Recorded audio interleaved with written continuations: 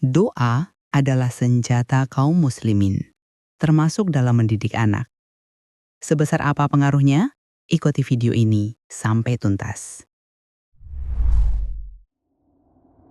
يا أيها المدثر قم فأنذر.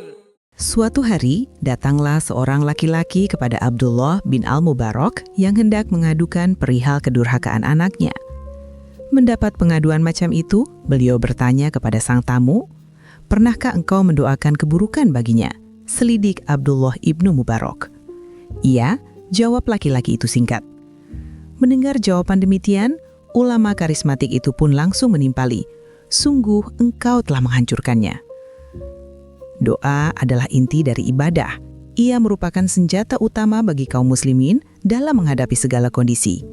Selain itu, doa merupakan bentuk pengakuan kita sebagai hamba yang tidak memiliki kuasa apapun terhadap Allah. Kepadanya kita adukan segala persoalan, dan hanya atas kehendaknya semata segala hal akan terjadi.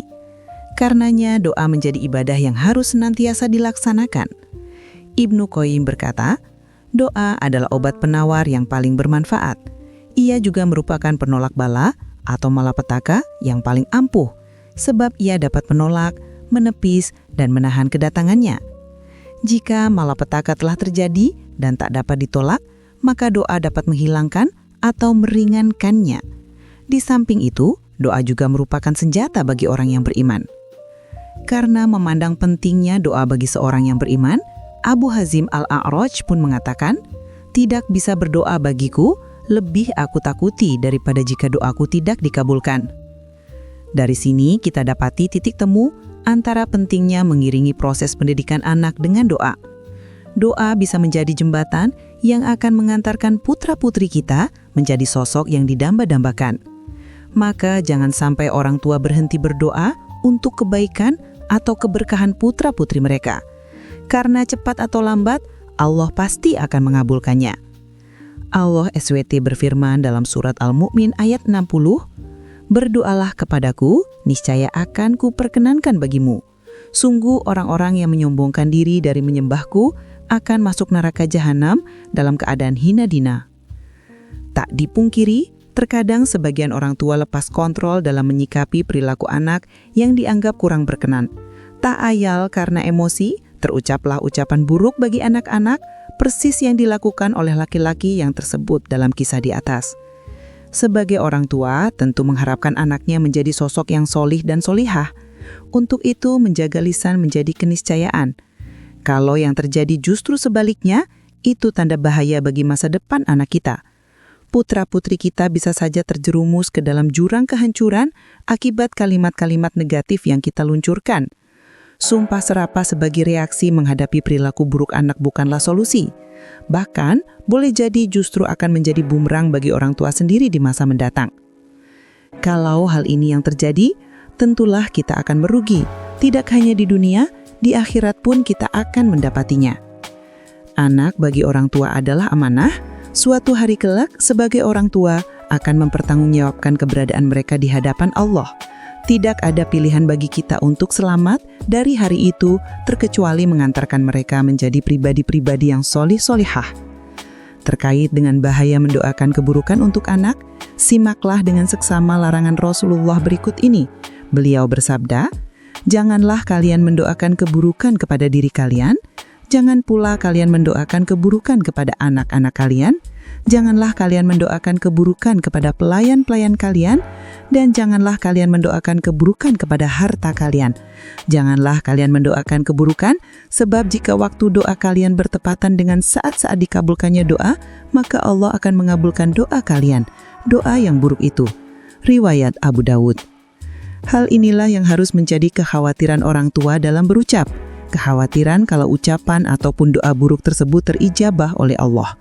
Jangan sampai karena tidak mampu mengontrol diri dan lisan, kita sebagai orang tua justru menjadi kunci kehancuran anak-anak kita. Sungguh orang tua macam apakah yang tega menghancurkan masa depan anaknya? Bukankah binatang buas sekalipun tidak akan rela memangsa anaknya sendiri? Karenanya, sekali lagi kita kudu hati-hati dalam berucap ataupun berdoa untuk putra-putri kita. Rasulullah suri teladan kita. Dari proses pendidikan yang beliau praktikan, telah lahir generasi-generasi unggul yang tiada duanya. Dan doa menjadi salah satu kunci metode pendidikannya. Dalam banyak riwayat, kita temukan betapa Rasulullah sangat gemar mendoakan kebaikan bagi putra-putri beliau sendiri, juga para sahabat. Dalam sebuah hadis yang diriwayatkan oleh Imam Ahmad, misalnya, dikisahkan bahwa suatu hari Rasulullah meminta putri beliau, Fatimah, untuk memanggil kedua cucunya, Hasan dan Husain. Setiba di rumah, Nabi mengambil kain Khaybar dari Ummu Salamah yang memang tengah berada di tempat itu. Setelah itu beliau melingkupkan kain tersebut kepada mereka semua, memegang kedua ujung kain dengan tangan kirinya, sedangkan tangan kanan berisyarat memohon kepada Rabb-Nya seraya berdoa, "Ya Allah, inilah keluargaku.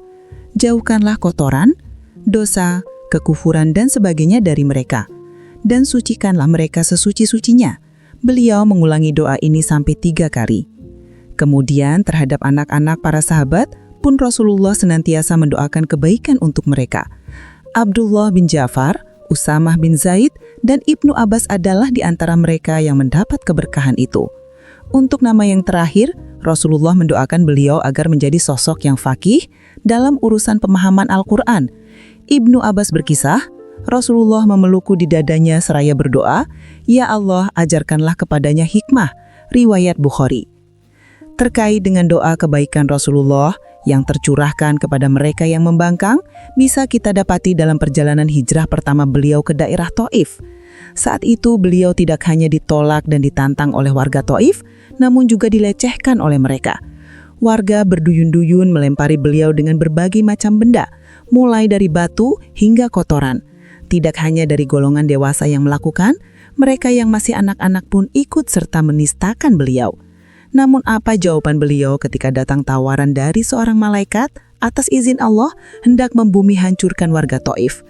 Rasulullah menahannya, bahkan mendoakan kebaikan bagi mereka. "Jangan kau lakukan.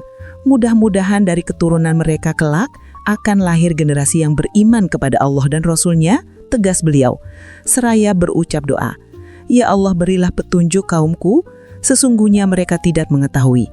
Panjat beliau. Tidak butuh waktu lama, sejarah pun mencatat, daerah Taif pun pada akhirnya diterangi oleh sinar cahaya Islam.